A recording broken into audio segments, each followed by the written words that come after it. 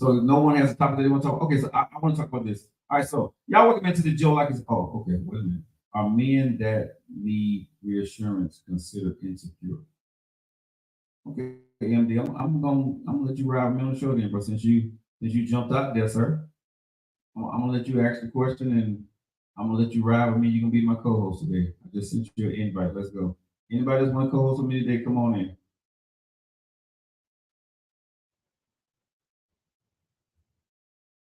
I have no idea why this thing is doing this. Uh,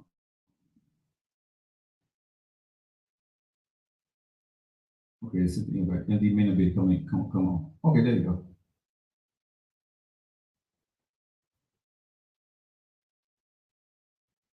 What's up, MD? Hey, Don, what's up? What's up? Now, hold on, man. So, what's your question? I'll let you ride me till you got to go. But go ahead. Answer the question that you co-host on Joe Like Show. Go ahead. It's mainly a question about the ladies. There's a conversation that I had with another individual who was also a female. Okay. I just wanted to know from the ladies that are men that occasionally need reassurance, are they considered insecure? Ladies, a man that occasionally need reassurance, do you see him as being insecure? Char says no. Aquaman says not necessarily. I think we all need reassurance at some point. Scorpio says no. Nikki, what did you say? Erica, what do you say? D, what do you say? And what did your friend say? She said yes. She thinks so. So she said that she thinks that a man that needs reassurance, he's insecure. And did she give any reasons why she thought? Not necessarily. We were just talking in passing, so we really didn't get a chance to go into detail. Okay, so D, you said yep if you need it on a regular basis. Really? Wow. Now, in response to that, I say we don't. How can I word it? We really don't know. Wow, you see these questions popping up, MD? Like, how often are we talking? What does the man want to know? Wow. Okay. Well, like I said, I was about to say, we don't know what he's been through. We don't know if he's been cheated on and he needs reassurance that, you're not going to do the same thing. For, I can assume, for women as well, but for men, finding out that your mate is cheated on you, that's that can be traumatizing. Right. So, and just like women, I'm sure when you venture into the next relationship, you're kind of on pins and needles because you don't know if the new person is going to do the same thing that the last person did. So let me ask you a question then, ladies. So if he needs reassurance, does that make him insecure or careful? Or cautious? Good question. Right, because if he needs reassurance, if a man needs reassurance, I'm going to say this. If I need reassurance, that means I'm not saying something from you. I'm asking you to step your game up as a man, right? If I'm asking you for some type of reassurance, or I'm asking you, do you love me or do you care? It may not be that I'm insecure. It may mean that I am not seeing what I need to see from you as a man, right? Coming to me like I feel like maybe I'm doing so much, but I'm getting very little in return. And I'm going to ask you the question, why don't you say you love me? Do you love me? I need a little reassurance on it. That doesn't mean I'm insecure. That may just mean what I'm seeing that you're doing very little of, and you need to do a better job of what you're doing. I'm just saying for me, I don't know a man that if you need reassurance, that means that he's insecure, even if he's do it on a often basis. You know what I'm saying? Because depending on the relationship that he may be in, MD, right? That woman may be holding out, and he may be a bitch rider, and he don't know it. Right.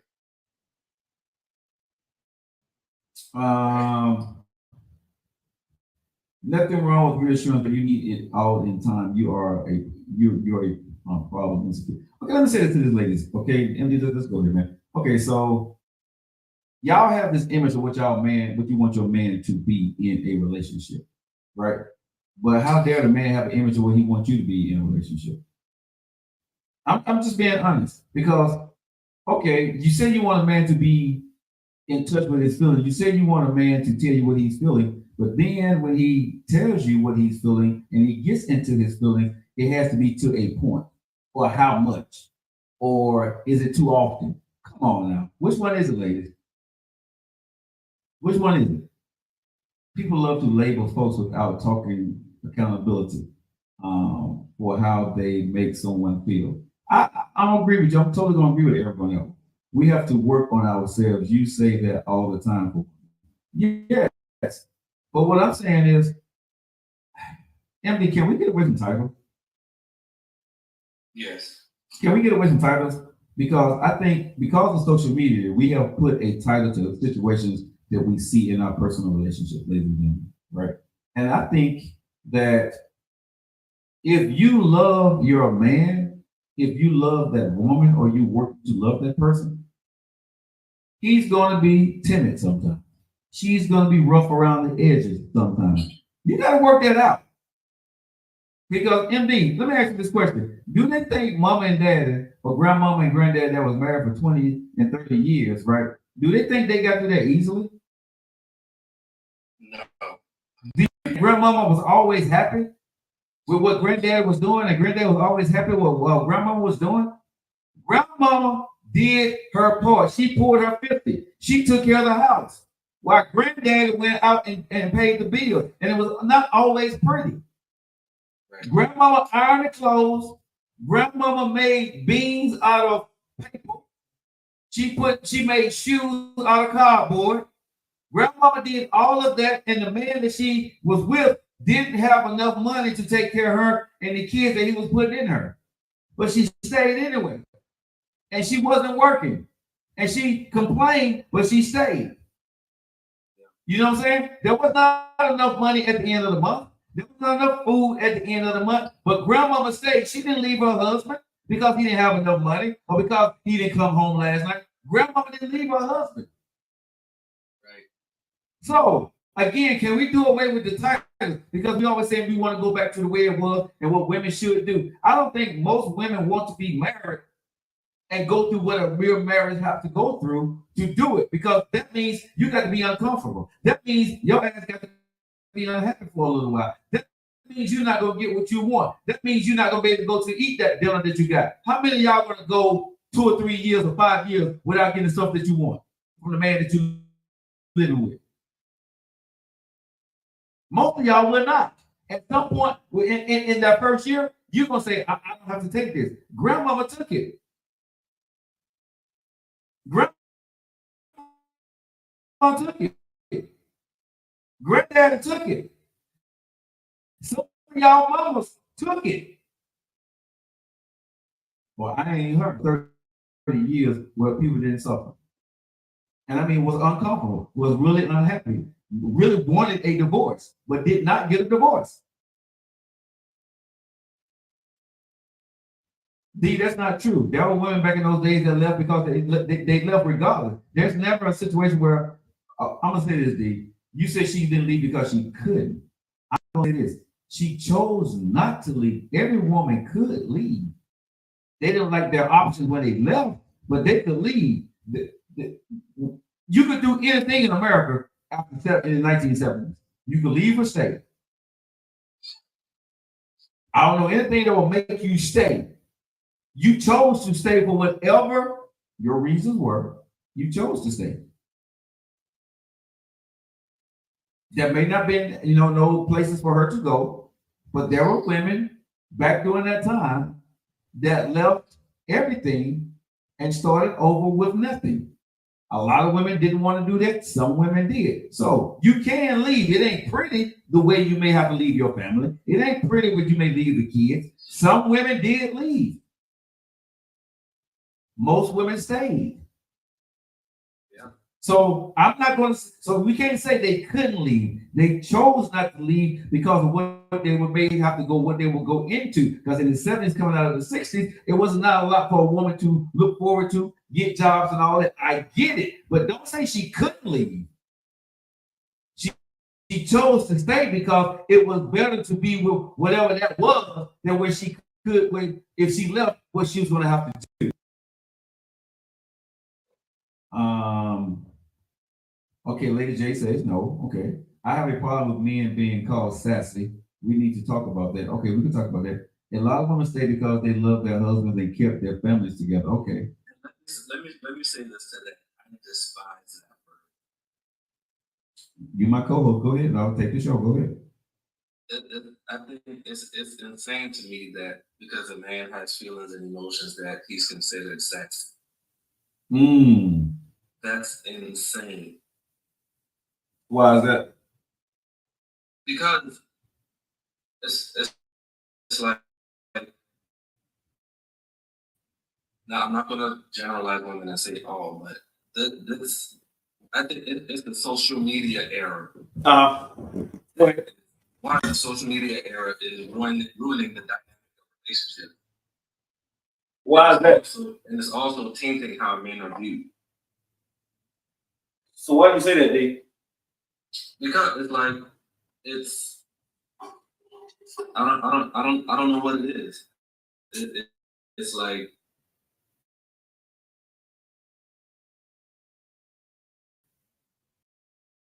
okay. You know, and I don't know. So you saying okay when y'all say sassy, because that sounds a little bit closer to another word for me. What do you mean when you say sassy? Because I don't like the word sassy myself.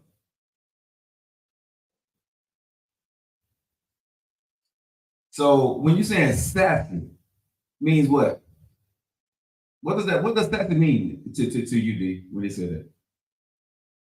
Disrespectful, okay. Demeaning, sassy, huh? Effeminate. Effeminate, yeah. Effeminate, okay. I don't know. I've never had a woman call me sassy. I've had a woman call me an asshole.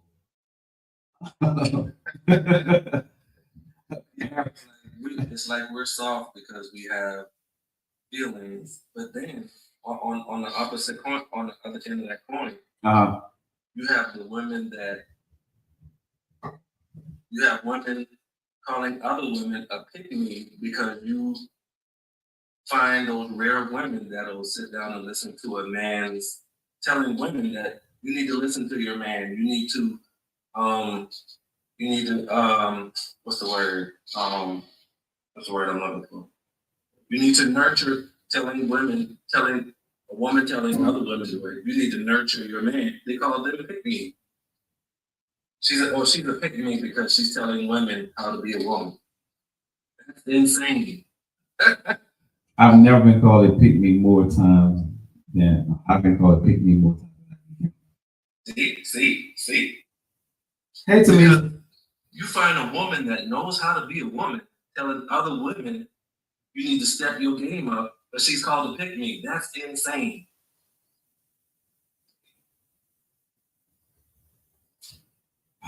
Wow. Same for me, gossiping men. Okay, so what men are y'all? Y'all been asking what men am I meeting? I mean, what women I'm meeting? What men are y'all meeting that be gossiping? I don't know, dude. I don't hang around dudes that gossip on TikTok. So men on TikTok, what they be doing on TikTok? All men gossip. Okay, when y'all say gossip, what do y'all mean gossip? Like me and D talking like, yo, bro, what was going on, in the spot last night gossiping? Or we hear something about somebody overheard a conversation we talking about it. Because I don't hang around dudes that talk about other folks' business like that. Arguing with women. Wait a minute, this is going kind of fast here. You tap into something, doesn't mean it doesn't exist. No, I agree with that. I'm just saying what men are y'all hanging around with. Heck said people shouldn't allow others to dictate their relationship or get into their personal affairs. Now, I agree with that. Modern women want you to decenter men. I'm just honest. Hey, That's KT. true. That's true. Okay. Okay. Misty says arguing with women. So a man shouldn't argue with a woman? Well, should a woman argue with a man then? Misty, I'm just asking a question. Kill the trap word. But I think when you're in a relationship or you marry with somebody, I think you should do away with all of that. You get to love your mate for who she is. Well, I don't. I think I need more. I need a clearer definition of the men that argue with women. I kind of get where she's coming from, but then I'm kind of. I don't get where she's come from at all when she said men argue with women because for me, men argue with women. Basically, she's saying is, I guess men that are starting an argument with women. And again, I have to ask y'all ladies, what men are y'all meeting that's arguing with you all the time? Because most men don't want to. If you got a man that started an argument. Well, let me say this. Say this. A lot of women are meeting men that aren't emotionally intelligent. So therefore, emotionally intelligent men don't know how to carry themselves in a conversation. Okay, I can see that. And nor do they know how to carry themselves in a disagreement. Okay. Just because we're disagreeing, that doesn't mean our voices need to be elevated. I agree with that. I totally agree with that. And this way, I think it goes back to the MD when we talk about you guys locked in your baby rise 49 minutes after the hour with the Joe Lockett show. We got MD as my co-host today. He's riding with me. Now, I think when we're talking about that situation, D, I think this here. Some women try to put themselves in love with the man that they want, but that man don't want them. Right? And so the man that they pick, they're allowed to be a part of their world, right? He is that sassy dude, right? Or he is that gossiping dude. Because that dude didn't get into your life by happenstance, right? That's the guy that attracted you to him. So what does that say about you? The person. Especially if you got if it happened on multiple occasions while you're trying to date. I say this. Huh? People are who they are from below. Meaning, come on now, I don't know about that, Andy, but go ahead. We are who we are. Okay, I said this on the show before. Like we ignore a lot. In the beginning, everybody putting their facade. Okay, true. To the forefront. I agree with that. If he's egotistical, he was egotistical from the jump. We chose to ignore. We chose to ignore that because we were smitten. Okay, yeah. Because you know me, I'm egotistical. Yeah. If she didn't notice how egotistical, something wrong with her. Right. Yeah. And here's the other thing I think that can we talk about this? I think the other part I think women have a problem when it comes to dating. They like that bad boy until he becomes a bad boy for them. Because every woman I've ever met always say they want a good man, but they want a guy a little rough around the edges. Every woman I've ever met, from friends to when I dated, even my ex-wife, always said, I want me a good man, but he needs to be a little bit rough around the edges. Now, I always have said this, women, you don't want the rough around the edges of that guy. That's pretty until it backfires on you. The guy that got them rough around the edges is the guy that's gonna be in the streets or gonna do other things to you that you don't like. See, you can't control rough around the edges. It's like if you got a woman that's a freak in the bed. If she's a freak, MD. Period. Let me say this: if she's a freak, this freaky problem are like, if she's a freak, she's a freak, and she just ain't freaking you, bro. You know what I'm saying, bro? Am I lying? If you like a woman that's a freak in the bed, she's a freak. If you like a guy that's a little rough around the edges, he's gonna be rough around the edges. But you're not the only woman he's gonna be rough around the edges with. And the way he's rough around the edges, that guy will continuously push the limit with you until he gets you where he wants you to, because he's more of that rough rider guy than he is that nice guy he presented to you. And see, women, MD, I don't think they want to really understand that part, right? I can role play, but I'm not a roughneck. Yeah, I'm not. I'm really a nice guy. I'm really a considerate guy. I'm really a loving guy, right? I'm not a roughneck.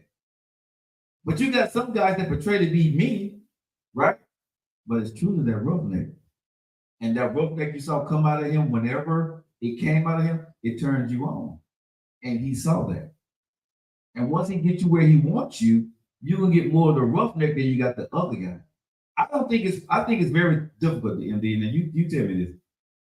I think it's difficult for a person to be two things at one time. They more of one or the other. I don't know anybody that I've seen that's equal balance when it comes to being a good dude and a roughneck, or a freak in the bed, or in a housewife. Your thoughts? If that's not in him innately, it can be exhausting if he's trying to put up two different personas. Mm. You know, because you do have those men that know when to turn on and off the roughneck side of them. But that's a role I play. I'm not that roughneck dude. I know I'm not. I mean, you may be, bro, but I'm not. I can play a roughneck, but I feel uncomfortable if a woman tell me to put my hands around her neck. I don't like doing it, right? Or if you're telling me to do certain things that I see that may be physically pleasurable to you, but I look at it as something as physical abuse a little bit. If you have women that say those things, right? I don't like that. Right. You know what I'm saying? So that's not me. I can do it to a point, but it don't stimulate me. What I tell women is, you better be afraid of the guy that it stimulates, that it comes natural to. Right. Because he's more so that dude than the dude that he's portraying. I'm uncomfortable when a woman asks me to do certain things to her. You know what I'm saying? I'm very uncomfortable. And I make it very clear. And there's certain things now at this stage of my life, I just don't even want to do it anymore. You know what I'm saying? Before I used to say, well, I'll try it, I'll do it. That's what you want, baby. We can do that. But now I don't even want to do it. I just don't. You know what I'm saying? If that's the kind of kink that you like, I'm not your kink. You know what I'm saying? Right. Yeah, I probably. Now, D, you said you can be a freak for your man and a corporate woman. Yes, you can. But there's a difference in being freaky and being a freak. Okay? I'm just being real with you, D, because I could see D being a freak for her man, but she's not freaky. Because person, right? But I'm a freaky woman. You can't calm her down after she gets turned on. So at the end of the day, she's gonna get you. But if you fall short in your duties, eventually the Rose is not going to be able to handle this business, and she's stepping outside the house because she's freaky. Now you can call it a garden tool or whatever you want to call her, but at the end of the day, a freaky woman who has been getting it from different guys, it's hard for some of those women to turn that off. Just like it's hard for some of those guys that get with a woman that's been getting it from different women all the time. He's not satisfied with just one woman. If you meet a player, right, and he has multiple women that he's dealing with when he was dealing with you, 9 times out of 10, he's not gonna stop dealing with those type of women when he meets you. Now, MD, since you're on the show, am I lying about that? No, you're not lying. Most guys that that's dealing with multiple women at the same time, he was cheap. or you know he was cheating on someone else to be with you, he is going to cheat on you too. Your coochie ain't no better than the next woman coochie, baby. Let me just say that. I'm sorry, but it's not. Your gun 3000 is no better than the next woman. You're good at your skill set. You're good at what you do. You can bring the end finish. Yes, you can. But a lot of women can. What's going to keep your man? Not that. MD, have a woman ever kept you because of her sex? No. I mean, because women think that because they can throw it on you, bro, or they can mess around and get on the microphone and speak, bro. They think that at the end of the day that's gonna seal the deal. That don't seal the deal. A lot of people can get on the microphone and talk. Now there's some good microphone talkers, and there are some people who don't need to go near the microphone. Period. But you're not the only one with that skill set. Just like, bro, you're not the only one that can do what you do in the kitchen. You're not the only one. So don't think because that you made her hit, 3 or 4, that you're the guy for her. The guy that she probably left before she got to you, probably made her hit 5. I'm just saying at the end of the day, at my stage in life, I think in the union force, I'm in my 50s. We got to have more than that. To me, sex is a bonus. I don't know about anybody. I use sex as a bonus. I need to be stimulated before I get to the bedroom. I don't get stimulated in the bedroom. I get stimulated before I get to the bedroom. I got stimulated earlier that week. I got stimulated through the conversation. I got stimulated through the text message. The bedroom was the end game for me. At this stage of my life, that's why for me, MD, I don't know about you, but I can't do a one night stand anymore, meet somebody for the first time because I don't know them like that. Right. And I don't know about you, bro, but I don't want to. When I meet somebody for the first time, even if the door is open, I'm gonna close the door myself politely. I don't want to on the first time. The first time I see a woman, I do not want to have sex with you. That is even if that's something you want to do, it is not going. If I meet you the first time, it's not going down the first time. It won't. Because I need to know, do I want to put that energy into you? And that first date ain't gonna tell me that. I need to talk to you a little. So if I'm gonna be intimate with somebody, it's probably gonna be at its earliest, I would say a couple of weeks in. A couple of weeks into it, you know what I'm saying? Depending on what arrangement that we have or where we're trying to go with our relationship. If we're trying to be monogamous, we're not gonna have sex for a while. I'm not gonna sleep with you for a while. What about you, MD? I agree with that, man, because you can assume a lot of things off of sex, man, and like I said on here before, you don't want to mislead anybody, and then the next thing you having the you used me conversation.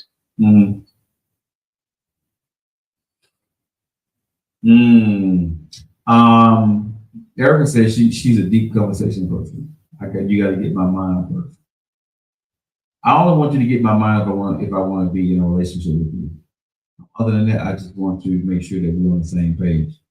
I'm with you, KT. One night stands are unfulfilling. It's for me. A one night stand will be emotionally draining, and I feel empty if I did a one night stand with somebody that I just met.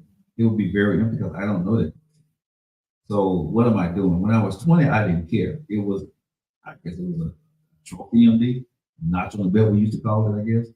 But now it's like, because if I try to think back, to the women that I slept with, I don't even remember their name. I don't even remember some of the experiences, right? But it was just fun to say I did it because that was my ego, testosterone, whatever. But now that's a task. Being with somebody, going in the bedroom, getting back there, doing what you do, right? That's not easy for me these days. That's something that I take serious. I do. And I only allow myself to experience that with very few people at this stage in life. I don't want to experience that with a lot of people. I don't know if that's fortunate or unfortunate, but I don't. I don't know about you, MD, but I do. Yeah, I agree with you. Sex is a dangerous thing, man. Like you can you can take that step, and then in the other person's mind, they think automatically you guys are in a relationship, and that's not where your mind was when it happened. Man, what do you do when you fall in that situation? Like you gotta walk like in situations like that. That's why I say that you try to tell them, well, it wasn't like that, and then again, next thing you know, you having the you use me conversation. But what happens when you tell a person when you tell them up front that that's not what you want to do, and they still pursue you? No, man, you gotta stand on what you say, man. Let your no mean no, and let your yes mean yes. Bruh, that's man. Listen, I am 1,000,000% with you. Don't cross the line. You can't do Don't that. don't cross the line, bro. Because I think in this day and age, in my personal experience, no matter how you and that person can have a grown up conversation, emotions will get involved from one side or the other, right? And I think at some point, um, it can go not good for somebody. I think you got to be very careful um, when it comes to being intimate with people. You know what I'm saying? You got to be very, very, very, very careful. Because I promised myself that at this stage in my life, I don't want to hurt nobody. And guess what I wind up doing, MD? What's that? I wind up hurting people. Yeah. Even though I've been honest and true up front, right? And I'm blunt, I'm very upfront. But it at some point it turned, the tables turned, right? Yeah. With two adults, consenting adults that understand the whole situation, at some point tables turn. It's not nobody a bad or good person, but the tables turn. And what I've learned in this situation is that me personally, I gotta take full accountability. Yeah, man. You know what I'm saying? As a man, I have to take full accountability and stop crossing those lines.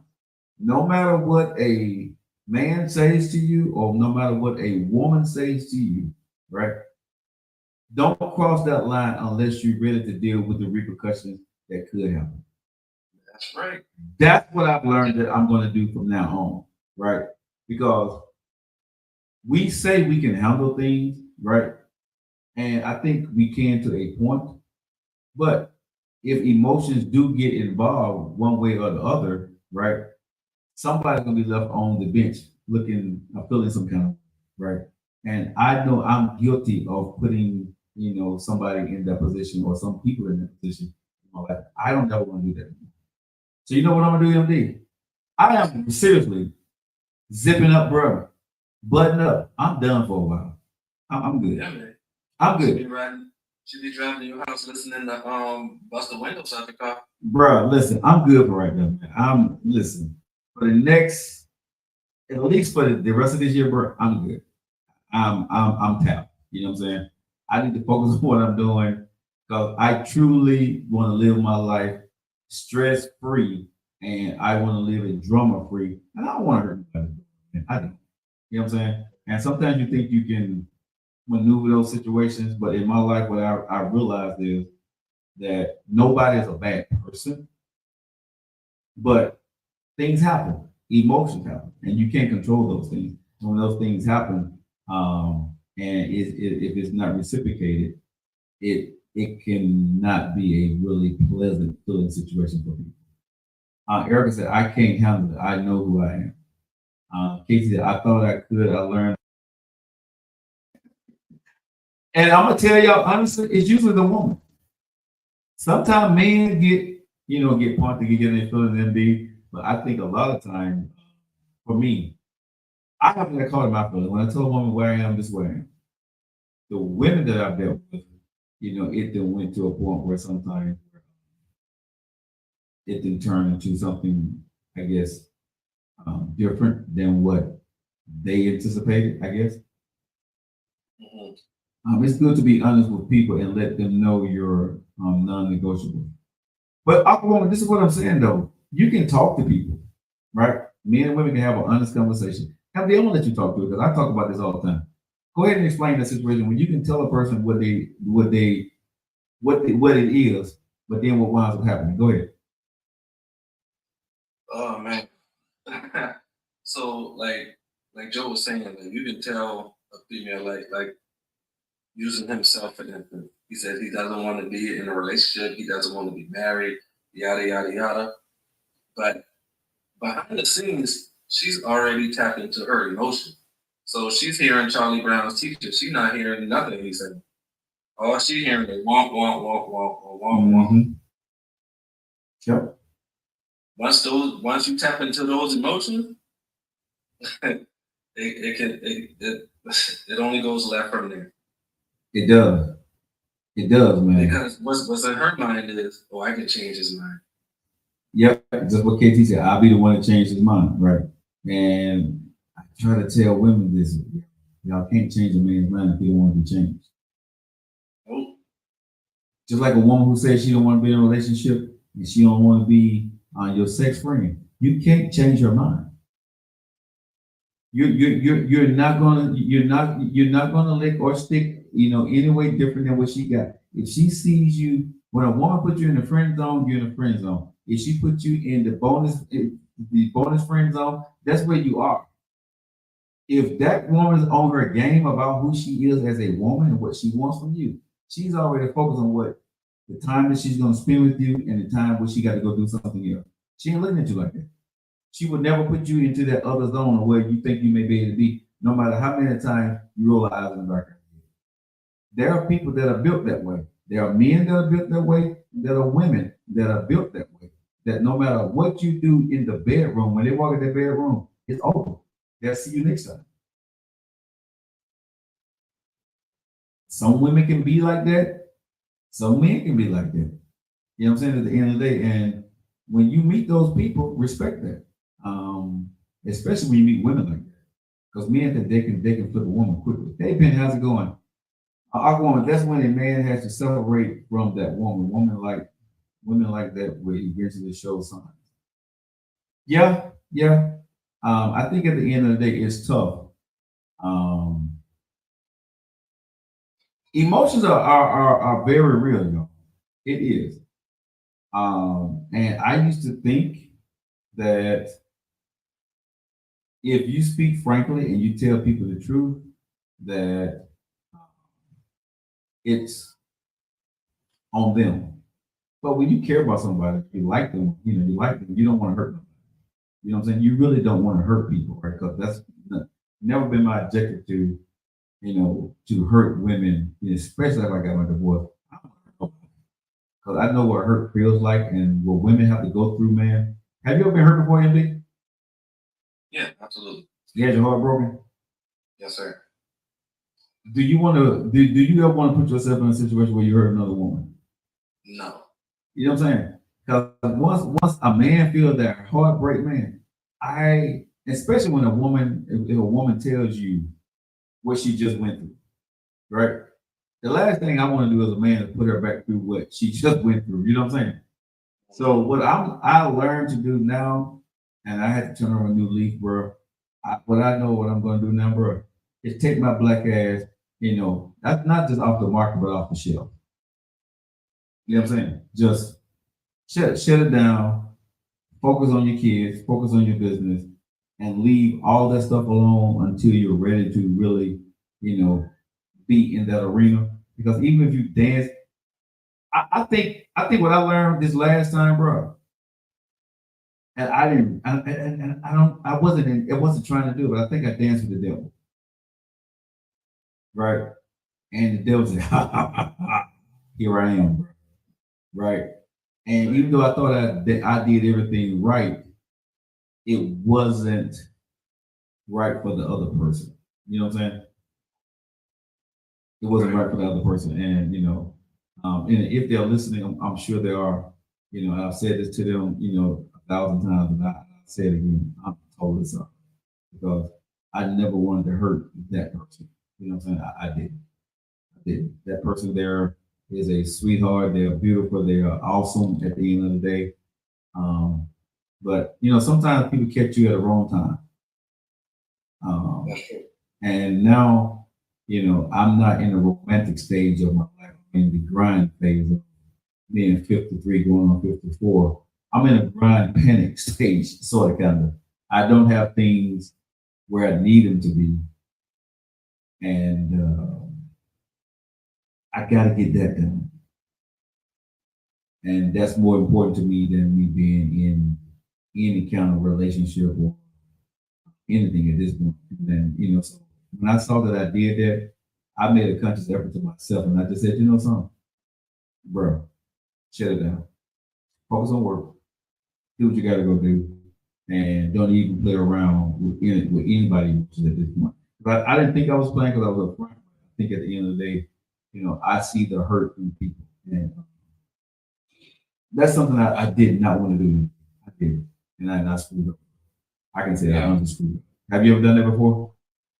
Oh, yeah, man, it makes you feel like crap, man. So I identify with exactly what you're saying. KT said, how do you make that mental shift?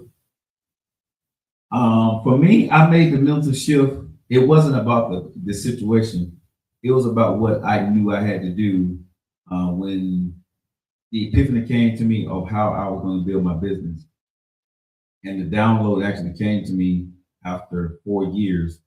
It hit me about a month ago, I think, maybe a month ago, maybe 2 months ago. It hit me about how you're going to build your business now. And everything you're looking for, this is what you got to go do. And things start to fall in place. And as it happened for me, it was like, this is what it is. This is what you got to do, right? And everything else was not there anymore. And so for me, it felt like you got to strike the iron when it's hot, and anything is not dealing with this here, you got to focus on this. And then the why was even bigger because this year was the first year out of 4 years after my divorce that I got the download of what I truly wanted to do besides to show I could show how to build like an media. On top of that, my daughters are coming here in September, and I'm going to be able to share that story and show them what needs to be done. So the house that I bought, the company that I'm building, everything that's going on, it happened. It's like serendipity. You know what I mean, MD? It's like the serendipity time, like well, everything kind of happening at one time is going in the same direction for a change, finally, right? And so when you realize what that is, you can't screw that up with, what you were doing before this happened. You got to focus in on that. You know what I'm saying? And so when that had happened to me, I stopped talking to everybody. And I just got really excited and said, okay, I got to do this. I can't miss this opportunity. And ever since I focused in on the opportunity, man, my inbox for its opportunities have completely opened up 900%. I'll say 1,000% honestly on what I'm doing. You guys will see the show that I did with Kisa and Joe. That's going to be next Wednesday. We're actually going to be on Fox 6 next Thursday. We'll be announcing it. So you guys exclusively going to be on TV again next Thursday. We got some more appearances because of that show or what we're going to be doing. So everything is like happening, and we got some other stuff getting ready to come out, and those things are lining up. Kisa got things coming out, and those things are lining up. So when you're in the flow, in the energy of what you're doing, what usually happens for people? You either screw it up or you go for it, right? Right. I mean, honestly, think about it. Anybody successful that you listen to some of these celebrity stories, right? They either went with love or they went with business, right? People say, well, you can do both. Show me somebody who have done both and been successful. They lose one. They lose one. At some point, they lose one of them.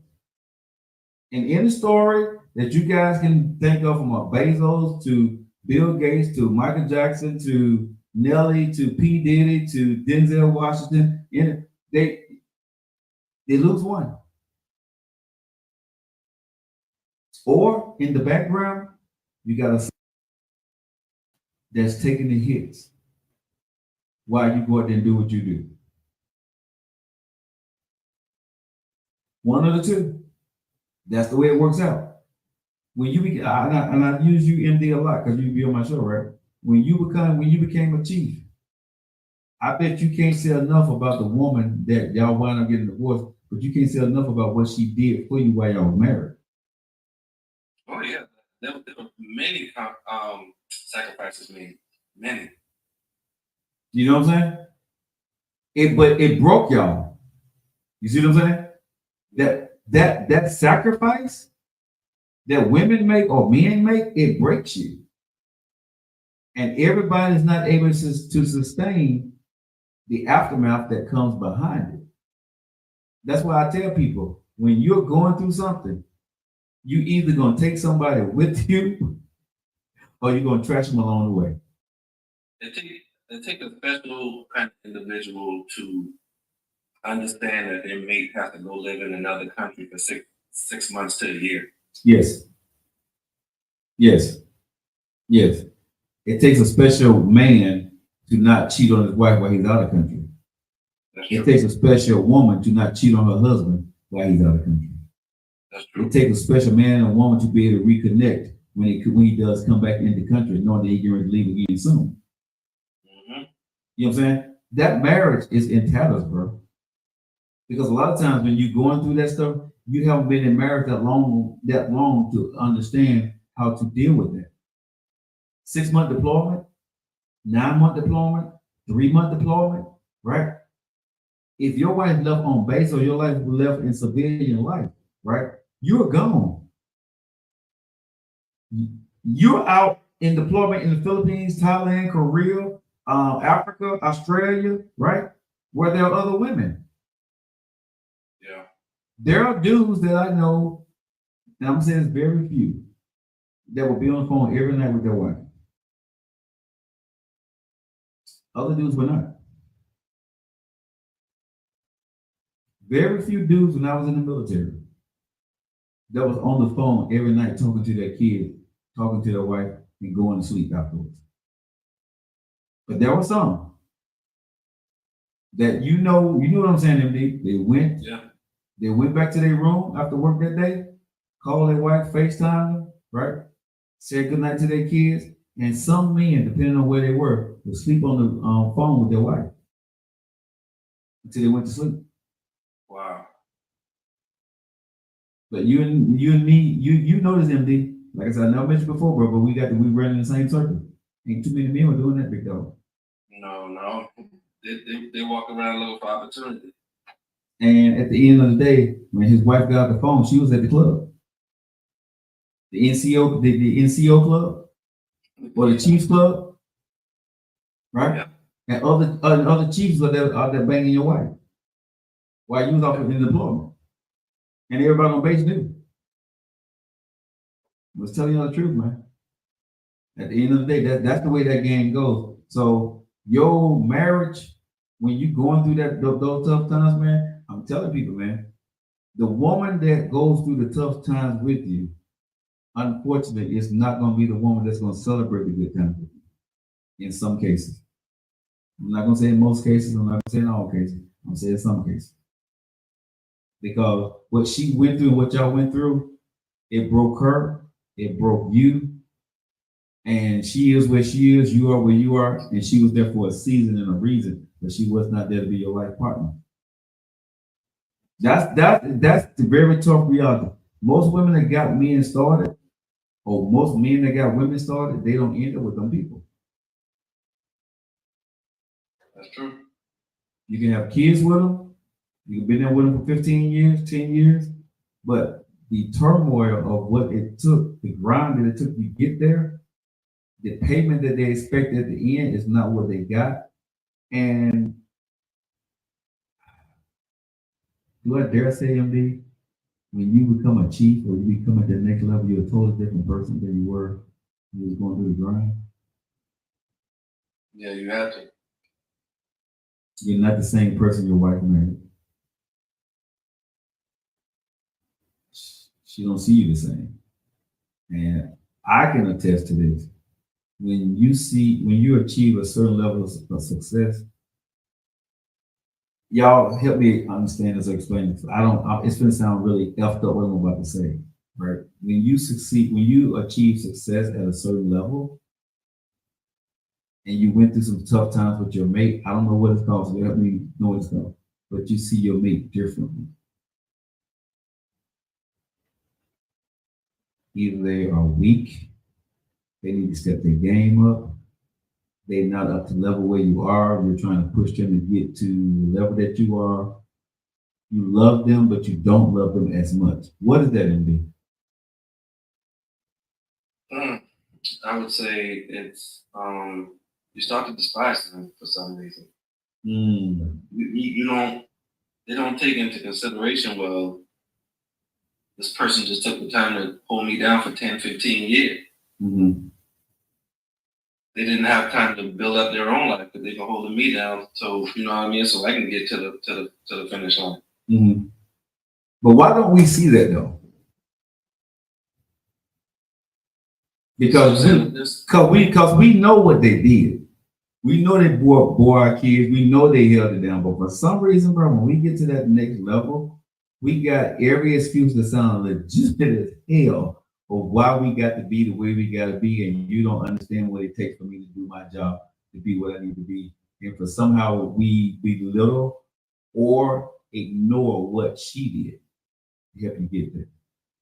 And then you put more pressure on her or him because you are here now. And now you expect them to be at a certain level to meet your expectations. Because when y'all go out in public, she wants you to be a certain way or you want her to be a certain way. And she may not be because what you put her through. I don't know, man. I think we get in our own heads and we think, well, I shouldn't have to reward you for something that you're supposed to be doing. Good point. Good point. We get in our mind, well, you're my wife. You're supposed to do this. You're my husband. This is what you're supposed to be doing. I shouldn't have to reward you, or I shouldn't have to say thank you because for something that you're supposed to be doing. I put a roof. Let me go ahead and I put a roof on your head and food on the table and clothes on your back. Why you complaining? Right. Right. Why you come? That's the what big bills? What us men love to say. You don't. I pay the big bills. I pay the mortgage. You ain't never had to pay a mortgage a day in your damn life. How the hell are you gonna sit up and complain? What you complaining about? You don't pay none of them car notes. You pay the insurance. I tell you what. Why don't we switch? Why don't we switch with the responsibilities? You give me yours and you take mine. That's how we shut y'all down. And what's she gonna say? She knows she can't afford the bills that you bring. You have a point, but you're wrong. But you just said to your wife. MD, I know I've done it. I don't know if you have, but I know I have. Right. I know when I get mad, bro, and I don't like what's in front of me or the damn stupid question I think is stupid at the time you asking me, bro. I bring up everything that I know you can't do that I've been doing for a long period and holding it down while you sat there and did the mediocre stuff. Oh, I'm gonna make you feel it. I made you feel it. I made you understand all of it. And that's why she divorced my head.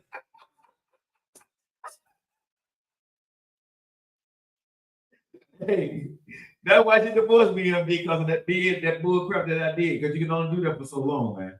You know what I'm saying? Hindsight 2020, man. It is, man. It is, bro. I mean, I laugh at my stupidity and my ignorance during that time, but when you're going through the stressness of it, right? You forget who got you through. I think women do too, but I know as a man, I'm gonna take my responsibility. You forget who got you through and how they got you through. Yeah. What they had to do and endure while you was off doing what you were doing. You didn't have to worry about home. Right. There were certain things you just didn't have to worry about. Like she didn't have to worry about it. And if we really looked at it on an even keel, that's the way it's supposed to be. If you're out on deployment, you shouldn't have to worry about home. That's true. And if you're on deployment, she shouldn't have to worry about the money coming in. Right? Mama's supposed to take care of home, dad's supposed to take care of the outside. But for some damn reason, I don't know why we do this as man and woman and husband and wife, we F that up. Yeah. We F that up something serious because when you're going through strife in your marriage and life, she becomes a little bit less attractive. because she's not taking care of herself as much. Sometimes she gains weight, right? Medical issues start to happen, right? The sexual paralysis, it goes away a lot of times, right? And because of life and because of what you're striving for, you lose that intensity for each other, the marriage, and the only thing that's holding y'all together is those kids. I don't know how we get to that point, how we lose ourselves in all of that, but I guarantee you what I'm saying has happened to probably most of us. We lose ourselves, and the only thing that holds us together for a couple of years is those kids. Sometimes those kids, we find ourselves a couple of years later and we're able to bring it back together even with the hardships. And on other times we just never get back on the same page. For whatever, go ahead and end it. No, I'm just saying I agree. And for whatever reason, man, even if you're a same, you're of the same mind, body, and soul, we still screw up. You know better, and you still screw it. You know you're wrong, and you still say the wrong thing. You tell yourself you ain't gonna say it, and what you do when you get in this argument, you say it more. I don't know why. I don't know why we do this. I don't know why I did it, but I could honestly, like I said, I throw myself on the gauntlet, bro.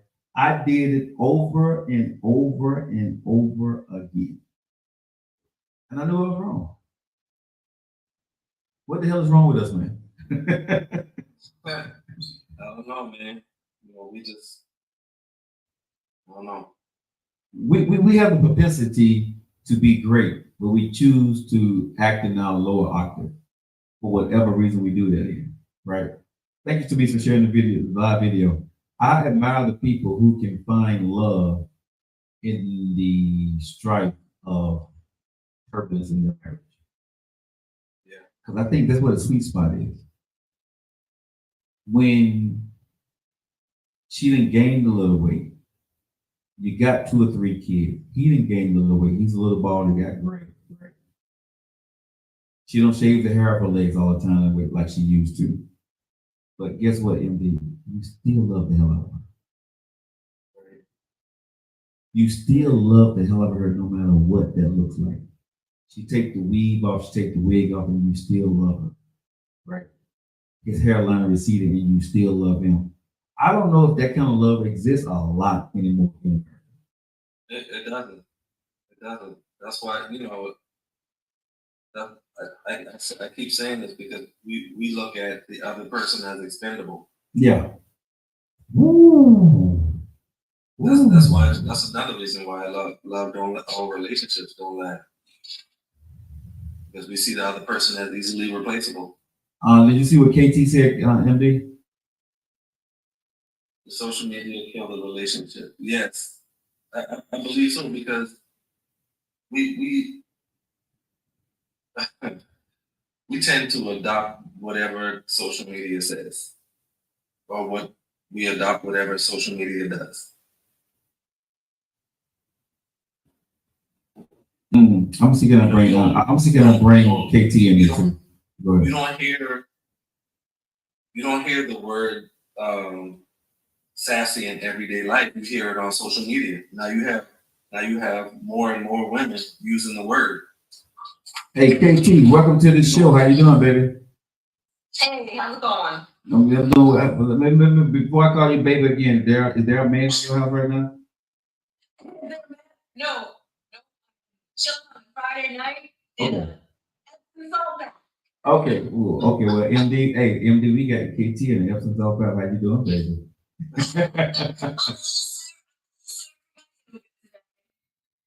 Okay, well, okay, so since you're in Epsom salt back, I feel like I need to dim the lights in my room, but I just drink my wine here. Okay, but you asking, what did you, MD and I, we want to ask you, do you think social media killed that? You know,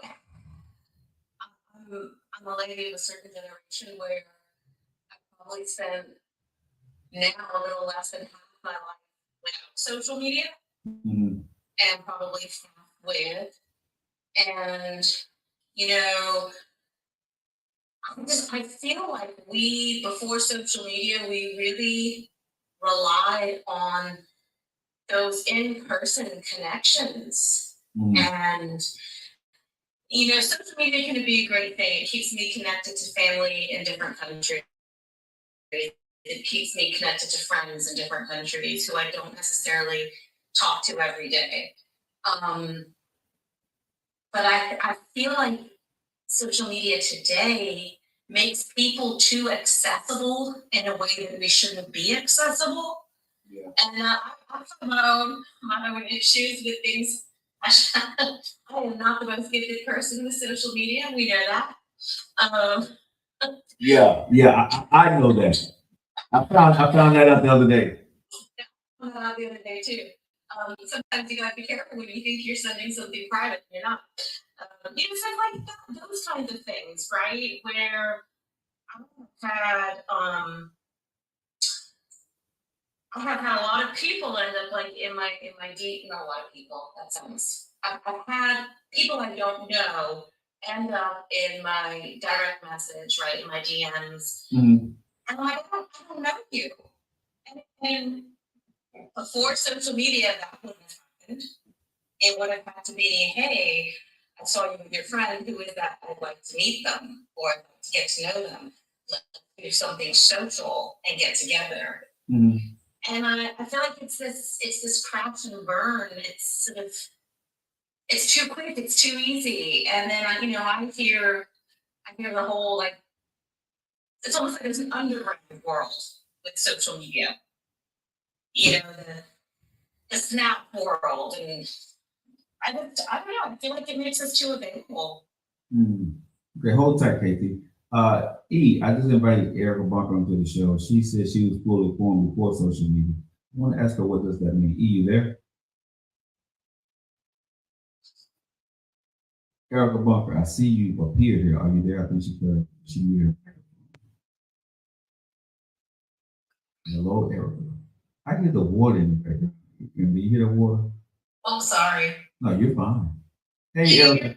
Yeah, I can hear you now, Erica. How you doing? Good. So you said you was a fully formed woman before social media. What the hell does that mean?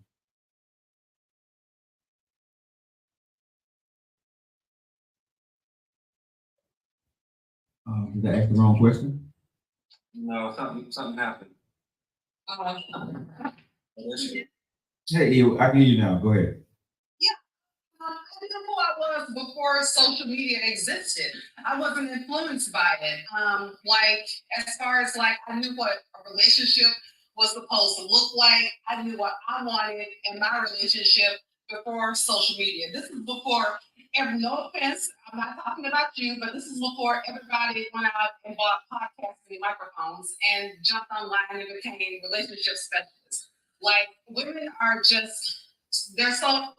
Oh, that's not insult to me because I was doing this in 2013. You are doing true radio. Yeah. And now everybody is. See, all these people. I look at all these people now that's doing this here. They're doing it because it's trendy. I did it when it wasn't popular. Right. And we were listening to you on the drive home. Yes. So. Yes. I was on radio at 6 o'clock in the morning, 10 o'clock in the afternoon, 10 o'clock in the morning. I mean, I did every time. So I've been talking about relationship stuff and politics stuff for 10 years. I'm not talking about you. I'm talking about everybody else who's just jumping out here now. And I think that relationships have gotten so weird now, and dating is so weird and so strange that women, especially, are clinging to any advice that they can get. And there are so many people out here who have never even been married, trying to give relationship advice to people. And I think it's crazy that the information that's out here is turning into just white noise now. And it's just a sad state that we're in. So let me ask y'all this question here, ladies. KT, let me ask y'all this question. So because people are sucking this up like a gullible fish, right? Is there a lack of information about how to deal with relationship issues in life for all of us? I think that my personal opinion is that when you're dating, Uh-huh. you need to date how you're comfortable with dating. You need to move in the confines of your own comfortability.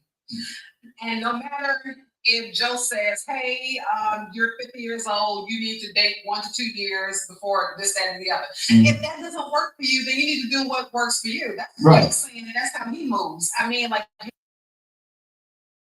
necessarily have to do that. Right. But, and I think that people are just absorbing information that doesn't necessarily work for them. And I think a lot of times people don't. Go ahead. Person, like, I've never been one to, like, people, the so-called experts tell you, oh, when you're dating, you're supposed to date multiple people. That's not me. I mean, like, I don't do that. I'm not turning dating. I would never turn dating into a hobby, and that's what that will become. I don't want to have to come home from work and tell multiple people in a text message or even on the phone how my day was. That's not me. I don't have that. I got stuff to do. Right. But like we said, and y'all hear me say this all the time on my show, right? Don't follow me, what I do. This is what works for me. Some people date multiple people at work. And I always say this for E. E knows who she is, she knows what she wants, and that works for her. We're just on two different wavelengths, what works for me, what works for her. So we could never be in the same space together. And we can agree to disagree on that, right? So I agree with what you're saying, E. I think you should know yourself, but I need to ask you this, E, and KT, I want you to answer after E. What does the woman do who truly don't know herself, that's been married all her life, and she's trying to figure this thing out? And, think about this. You've been married and never been, in the dating world. The only person you know was your husband. And now you get a divorce. You're not in tune to the world for real, because you've just been a housewife and a mom. And you're on TikTok and you listen to all this stuff, and you're trying to get back into the dating world. You don't know who to trust. You don't know what, a influencer or somebody just talking, but it sounds good to you, right? You don't know how to even tap into your inner thoughts because you never had to really think for yourself because you had your husband. Well, Joe, I think that we overthink this. I mean, like, why is dating any different from any other aspect of life? Like, if I wanted to start a business, what am I going to do? I'm going to get down and do the research on how to start a business. Wait a minute, E. Hold tight. I want you and KT to talk about this because I think KT is where you are, or what I'm talking about. So can y'all discuss that right there? Because you make it seem simple. I don't think it was that simple for KT. Well, you asked something before this question, which was, how did you get your information on how to date, and so I'm going back and I'm thinking about who I was. And I think, for me, it's my inner circle are the people the closest to me who I grew up with my mother and my sister, so an all-female household. I didn't really get to know my dad on a deeper level until later in life. And we had a great relationship. But those key people who are in your core nucleus, and even now I think about my friends, they're the people that I use as a sounding board. I'm not in a place where I feel like I need therapy. I've done therapy. I've done that in the past. It's been a great thing. I have a very high level of self-awareness now. So now it's just finding those people that who aren't scared to really tell you how they think it is. And I am very lucky to have 2 people in my life who can approach me in that manner. So when they see, that's great that you're doing these things for you and you're exploring this, but you're crossing your boundaries or this or that. And see, that's why I say that you and Erica is different, because Erica said she knew, she understood. You still kind of relying on other people. So Erica, to that word, go ahead. And this is the phase I'm now in this interesting phase where I have become more of a hermit with regards to what's going on with me, because it is very much an internal discussion, and it does allow you, I feel it allows me to be more discerning. It allows me to tap into my gut instinct and than necessarily constantly asking somebody, hey, what do you think about this? Or what do you think about that? Right. But It's do you- still good to have those people around that you can have those discussions with. But I know you have a second question. No, I'm just saying because what I hear from UKT and what I hear from Erica, y'all are two different, y'all are beautiful women, queens in your own right, but y'all see the dating world differently. She approaches it way different than you approach it. And that's Because of how I was brought up Mhm. by a mother who really focused on a lot of Man, what are you fighting in that bath water?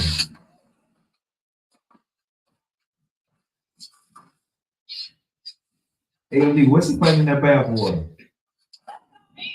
Oh, Erica. Erica, what are you fighting over there? MD, are you fighting something? Somebody's fighting something somewhere. Unloading groceries. Oh, I'm like, what the hell? It sounds like, I'm like, what the hell are y'all fighting over there? Damn. How y'all doing? So, I was saying, you know, I was raised with a mindset which I have had to break over years, and I think we can be conditioned in a way to think a certain way because our parents or key people in our lives can influence us. I think I was, and I still am a little bit, not necessarily naive, but I trust that people are being honest with me. Mhm. And I have learned the hard way that not everybody goes into the world that way. Mhm. And I'm not going to change who I am. I'm still You going to should. lead from that place of love and have a high level of good energy. But I do have to become more discerning of other people and what their agenda is. Some people have agendas. What were you looking for? Pardon me? What were you looking for when you was out there dating in the market? What were you truly? Were you So looking for dating love? before marriage or dating after? I definitely after marriage. Were you looking for a good time? Were you looking for just sex, or you looking for somebody to get married to again? Oh gosh. I go back and forth on that. And that's why I know that I'm still very much in the work. Because I have moments where I don't know if I necessarily want to get married and have that legal paperwork. Mm. That's a very daunting place for me right now. But I would love to have that deeper connection with someone. And maybe that lasts 3 years, maybe it lasts 10, maybe it's the rest of my life. What I don't want, and this is, I think, the easier step, is figuring out the things I don't want. And I am discovering that I don't want to be used. So I have to not put myself in a position to be used. Mm. I don't want to settle for poor communication. So I am not going to continue dating the guy who can't at least check in once a week. You know, so it's like figuring out those things as I'm going. And I think the little things don't matter as much anymore. It's really about those core values. And yes, I have a sex drive. Mm. And sometimes my hormones do drive my decision making. Mm. And sometimes afterwards I'm like, well, we're just gonna chalk that one up.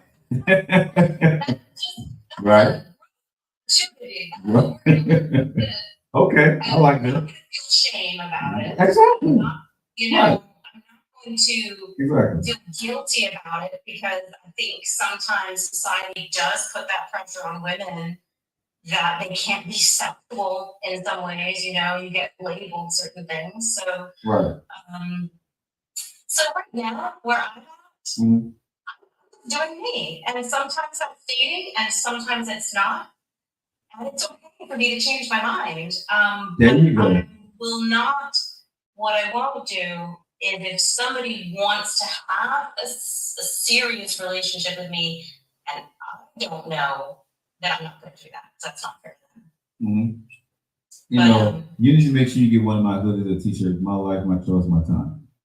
Yes, I do. I'll get it in pink. Yes, you need to definitely get one of those shirts because that's honestly where I am and that's where you are. And again, it's nothing wrong with making a mistake or like you said, Is it a different. mistake? Is it a mistake? Or is it a moment where you lapsed into a pattern True. or a behavior? Very true. I Very think true. of bad choices, and I don't think of things as being mistakes because then I could say that getting Good point. married was a mistake. Good point. It was a choice. It It was. it's a good that is a good point. There it's not a mistake if you continue to do it again. Right. You know what you want and you just have to live with that. I agree with that. That is very true. And I'd love to live my life. I'd love to experience that in my lifetime. Mhm. I think that would be an amazing experience just to have that great love. Even if it lasts what? Forever. I don't know. The experience is hope in this dream, but I also wonder if we haven't created that and we haven't put that pressure on us as people, before this concept of romance. I don't know, has romance always been around? I don't think the cave people were handing each other flowers and Right. romance is this new concept of and I think sometimes we can become displaced by this. We feel we should need something or have something, and it's really, this is going to sound really cheesy and really corny, but it's where I am. The love comes from within. It really does. And if you are loving on yourself, that is the greatest love. And I That's think that's what God wanted for us. and that's what you guys hear me preach on this show, KT, is do what makes you feel right and stop worrying about what. Right. It may sound harsh, it may sound crazy as hell, right? But if you can live with what you did or didn't do, that's all that counts. That's all that really matters. If you have kids, make sure you're taking care of your kids first and foremost. But as an adult, the things that you are doing, you know what I'm saying? That's on you. Don't let anybody judge you because they decide to go one way, you decide to do another way. If you're a Saturday night freak, that's it. If you're a Saturday night closet Christian, that's what you are. You know what I mean? But that's you as long as you're okay with it. I want people to understand that over 40 and 50, we got to stop trying to live up to other people's standards that's not even really looking at you like that. I think that's what we miss. I think KT, you was under the pressure of what friends and family may think about you, but they don't even know what you're doing. Yeah, the only person who really, truly, 100% knows everything about me is I have two sisters, but it's my oldest sister. Mhm. And we have, I honestly feel like she might be my soulmate in this life because the level of trust I have with her no one will ever be able to reach that because we've had our whole lives to build that trust. It's taken 47 years, right? Right. So to know and to know that this person will never judge me. There is so much freedom in that. And I hope everybody gets to experience that connection with someone. And I was laughing about this with her. My greatest soulmate is not a romantic soulmate, and that's okay. But how lucky am I that I get to experience that with another human being? And I want to bring Eric back on. I closed the mic for a second. It was coming out, but Eric, you still there? I'm still here. Okay, so hearing that, right, and for what you go through, right, when you were dating after your divorce, were you because we know you're in a stable, great relationship, about to be married now, to you, things like that, but when you first got out the relationship of 20 something years, you're married, right? Were you where KT is now, or were you always that confident person? No, I tried dating because I thought it's dating. I mean, like it's just gonna happen organic, boy like girl, girl like boy. We become boyfriend and girlfriend in the end, and it was not that simple. And I dated and had like a lot of failed attempts and everything. I wouldn't necessarily, well, I guess I shouldn't call them failed attempts, but I had to kind of learn what I wanted. Like I started kind of listening to stuff online and everything, and I had these ridiculous lists and what I thought I wanted. Like what? Like what? I got dating. Like what? What was some of the ridiculous list? I would like Like to know. it was like all the superficial stuff. Like, oh, he has to be like 6 feet tall. He has to make this much money. He has to do this, and he has to do that. And I mean, like, it was just silly stuff. And I stuck with my list for a couple of years, and then I got one day I got everything on my list, and I hated that dude. Wow. He was everything I wanted on paper. He was 6'4". He made $250K a year. He was a homeowner on the beautiful, beautiful loft in downtown Atlanta. You could see Mercedes-Benz and State Farm Radio from his bedroom windows and everything. And I mean, like everything. But he was a total DICK. And I stuck it out trying to make that silly relationship work for almost a year, for over a year. And I was like, you know what? I put myself back in therapy after that happened. My therapist was a relationship coach. And she said, next time, date somebody who actually likes you. Wow. And she told me, where was character on your list? And so she got me together. We redefined what I needed to be looking for that was going to suit me. We came up with like solid deal breakers, things that were negotiable and things that were definitely, just non-negotiable, period. Wow. I bring an Aquawoman into the show, but she wanted to join the show. Aquawoman, welcome to the Joe Light Show. How you doing, baby? Sorry. Sorry for what? Oh, I'm so sorry. I'm actually working on something. I did not mean to send in a request. Oh, okay. Not a problem. Okay, well, we're gonna. Was there anything? Is there anything you want to add to the conversation? Something. Okay, is there anything you want to add to this conversation, or we'll just go ahead and leave you out here? You can go ahead and exit. Yeah. All right, we'll do that then. All right. So, KT, with that being said, you heard, because when we're talking to Erica, you would think that she had everything in tow, but she didn't.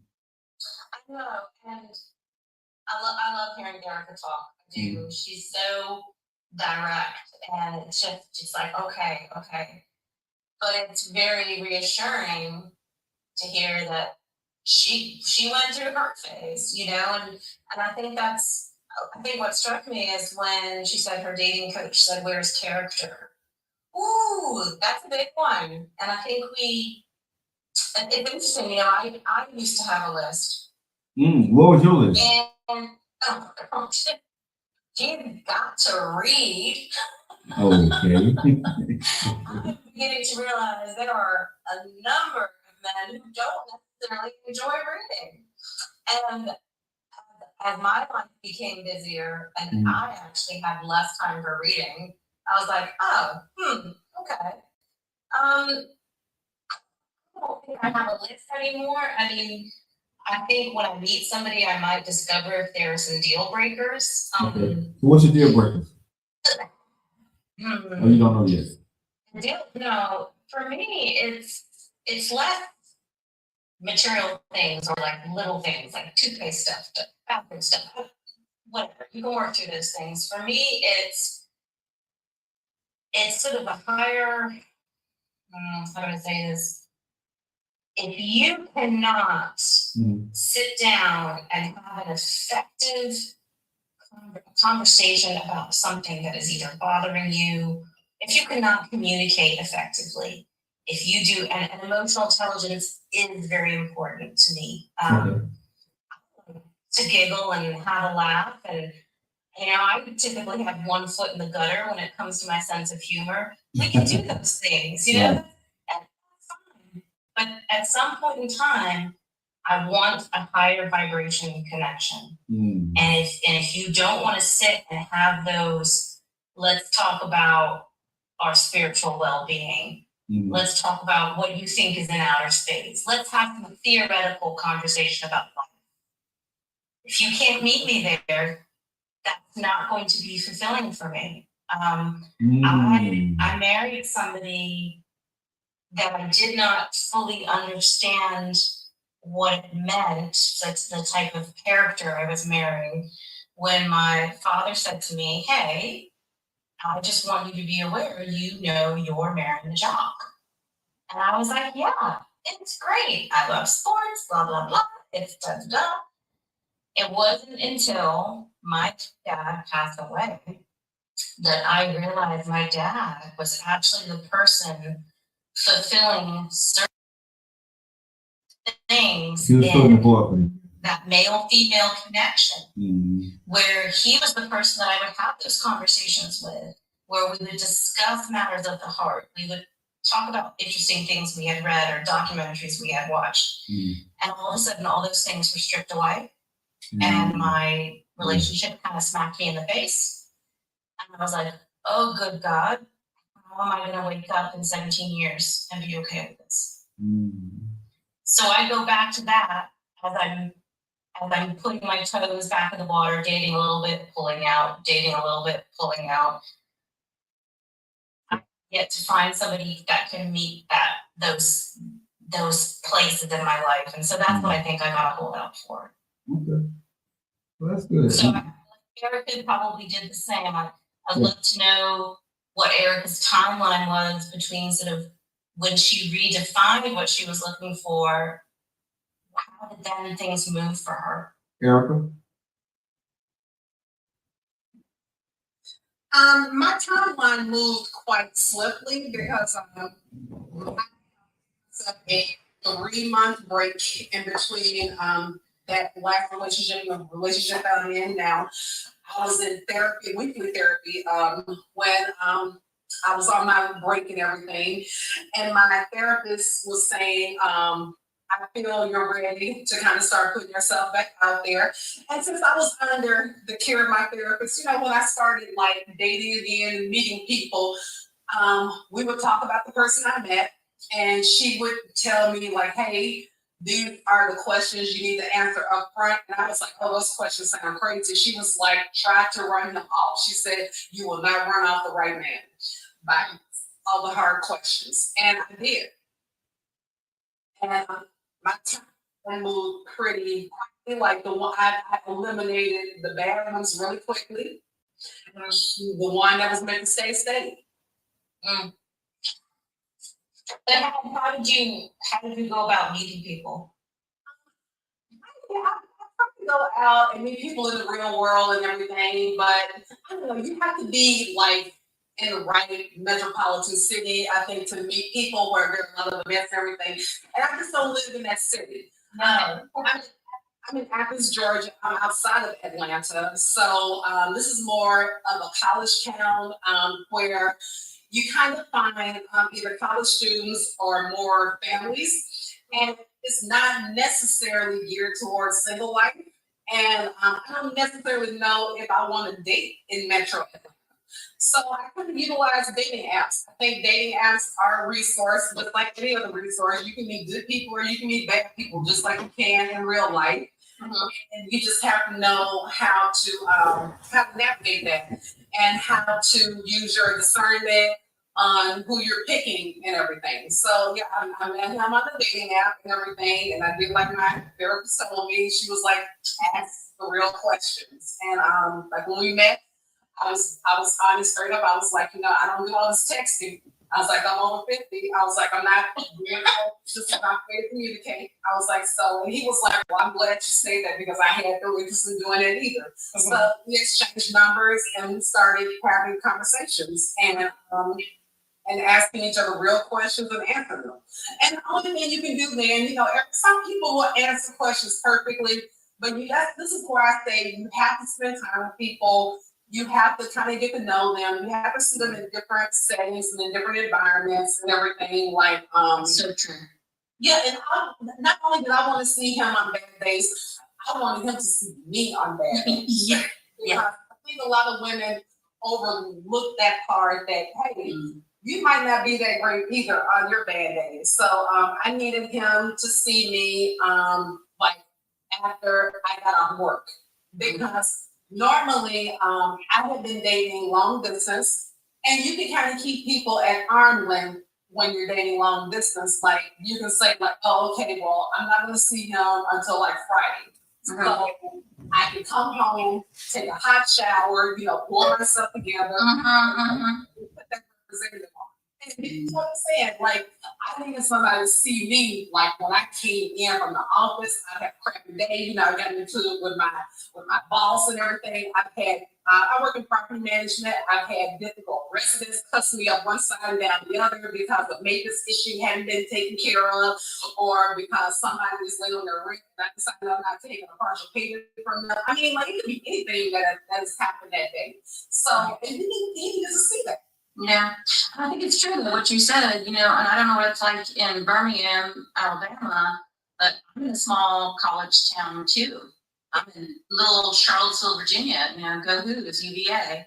Yeah. And while there is that sort of what I call that academic world, so you get that college town academia, it's families and kids, and it's a wonderful chilled out place to be, beautiful view of the mountains, but it can be difficult. Yeah. So Erica, you got a question from Misty. She said, did you date multiple men at a time on the app? I would have conversations at the same time, and then when I decided that it was someone I was interested in, then everybody else had to hit the sticks. So it was making me a little nervous. I gave up on the apps a couple of years ago. I just felt so burned out by them, and I just don't. I can't. It would take a lot for me to want to go back on them. I'm scared to go now. Devote time. I didn't let it consume me. I didn't make it an everyday thing. My two dating apps that I use were Bumble and Facebook Dating. Bumble is a paid for app. So I found out that if you log in through your desktop, you can pay for it by the day instead of having like a weekly subscription. So I would log in maybe like on a Friday evening, just like it's a Friday evening right now. And I would set tomorrow to just go through everybody who was in my beeline. And I would start kind of like pulling out the ones, swiping left on the ones that I had no interest in and swiping right on the ones that I might be interested in. And since Bumble is an app where women have to initiate contact, then I would, start initiating contact on the ones that I were interested in. And I would set aside the weekend to do that. So it wouldn't be just consumed. Okay.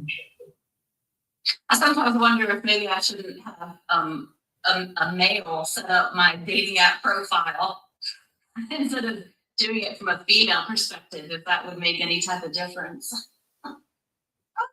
You're just like straight to the point and everything, I like to, as far as pictures, I think men like a close up and like you gotta do a full body. Oh yeah. And just something interesting. I like to answer prompts. I think those are a great way to start conversations. And even with, when you're initiating conversation, like a lot of people don't know how to start a conversation. Just kind of like find something in their profile and comment on that or something that they said, and that will initiate a conversation. And you just kind of go from there. And like, I don't talk to anybody where I feel like I have to pull teeth with them. And I try to keep things natural. I hate sounding like I'm on an interview, and just kind of keep it light. And that's how you know that you have a good connection. If the conversation flows naturally, then hey, keep it moving with that. Well, I'm not there yet, but I will keep all this in mind. Yeah, you'll get there. Yeah, I mean, like you have to want to date. Like, you know, like if you feel burnt out, stop. And you know, when you feel like you need to get back, you want to get back in there, get back in there. Yeah. You know, Joe, you had mentioned about how you want to travel and you have all these things you want to do. Mhm. And I feel like by that honest to God, that show that you had a couple of weeks ago where it was like a bit of a get real moment for me. Mhm. And I was like, you know what?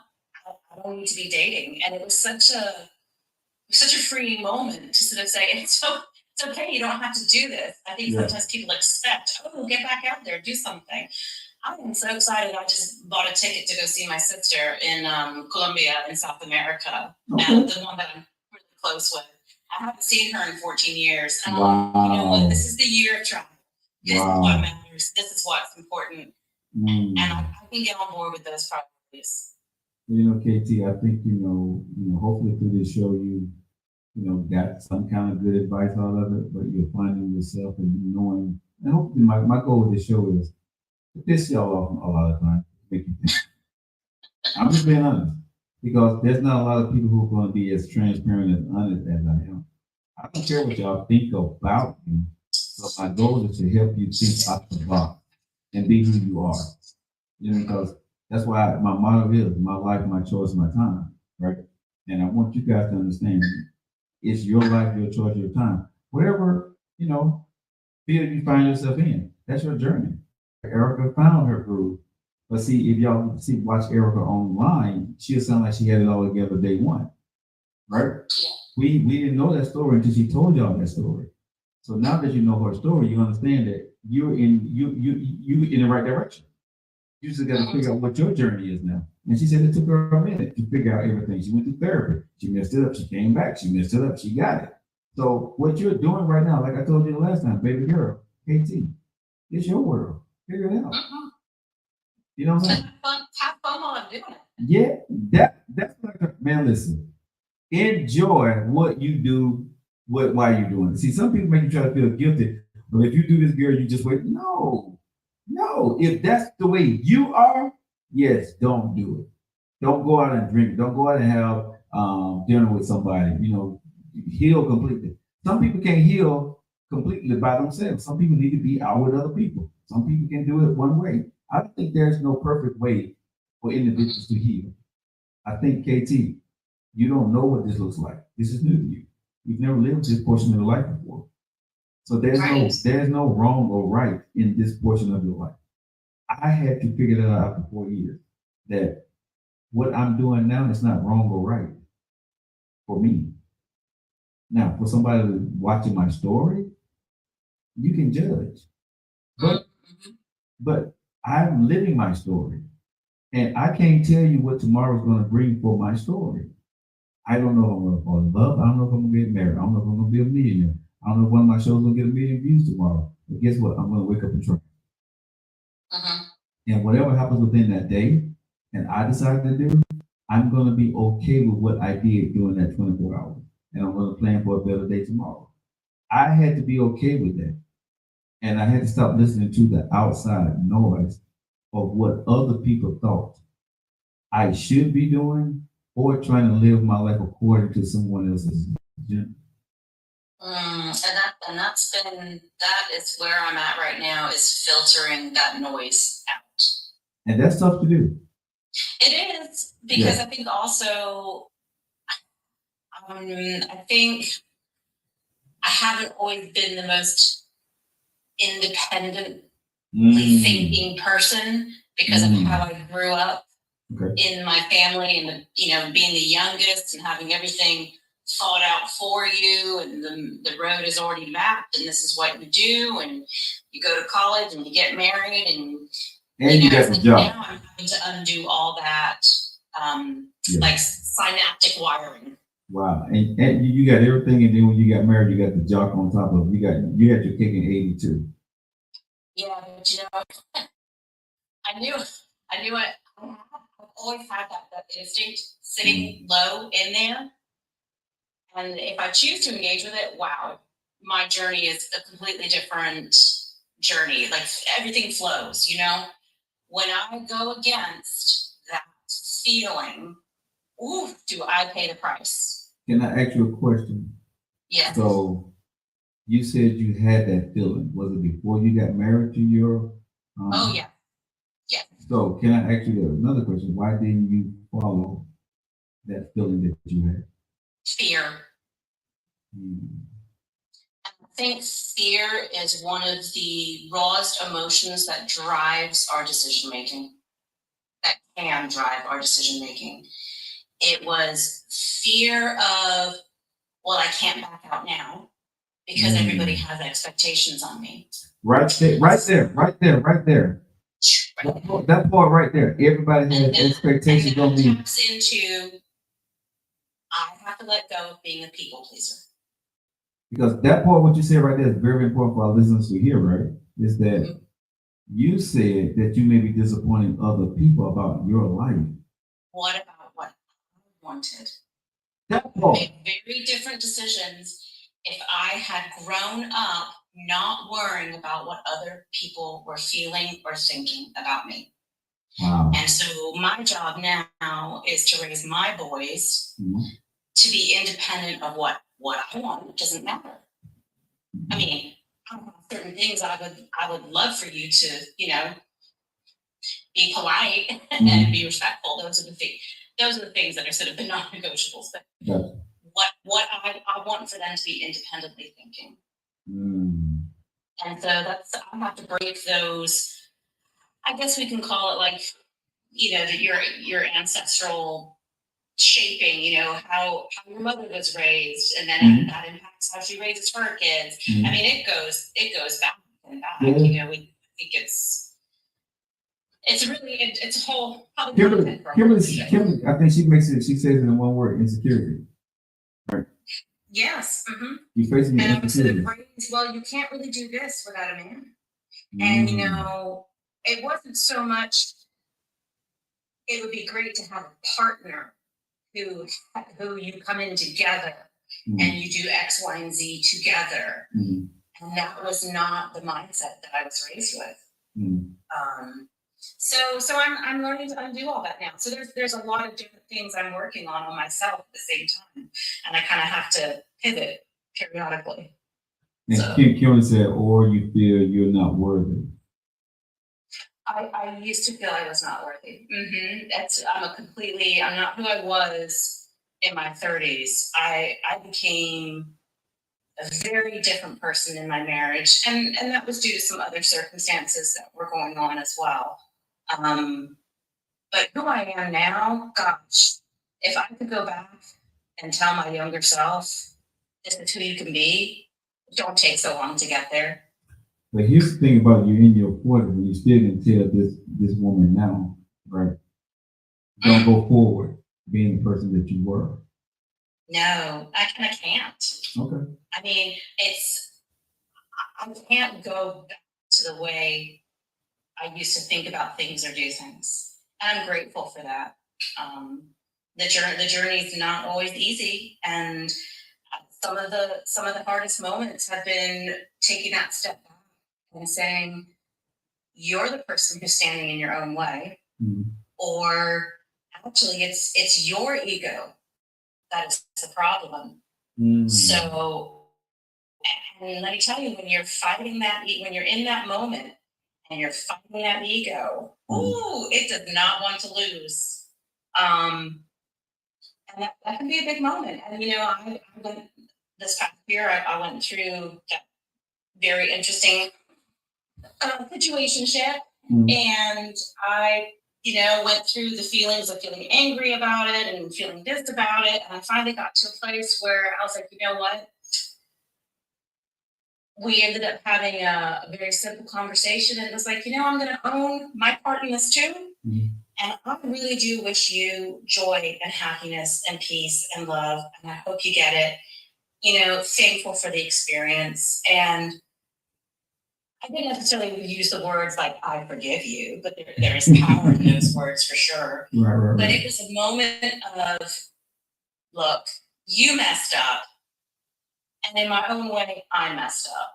So I'm going to own my part, and, Wow. and he did own his part, and we can move on now. Because I don't like having those. I don't like. You don't always get the closure, Right. but I think you can create the opportunity if someone is willing to meet you there.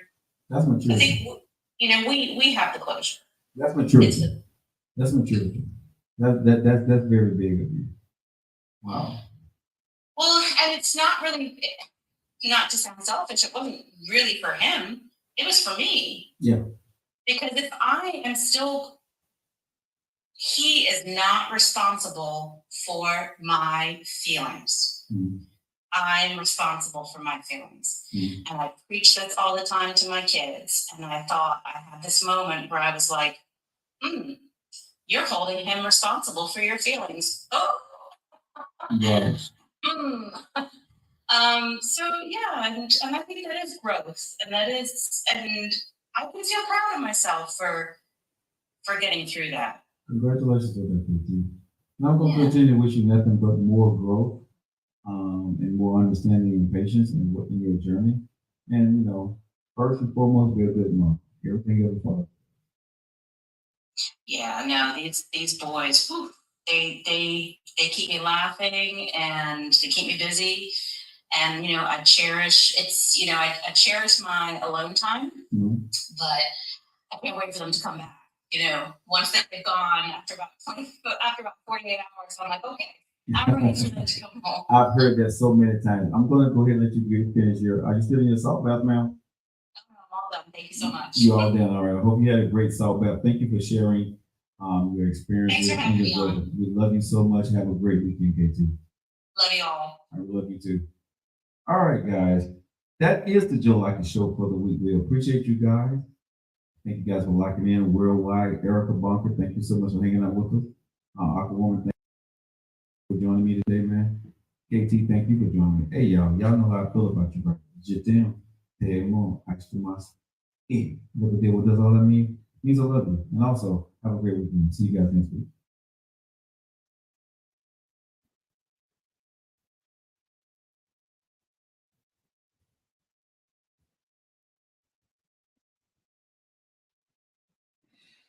And Facebook and YouTube. Y'all have a great weekend.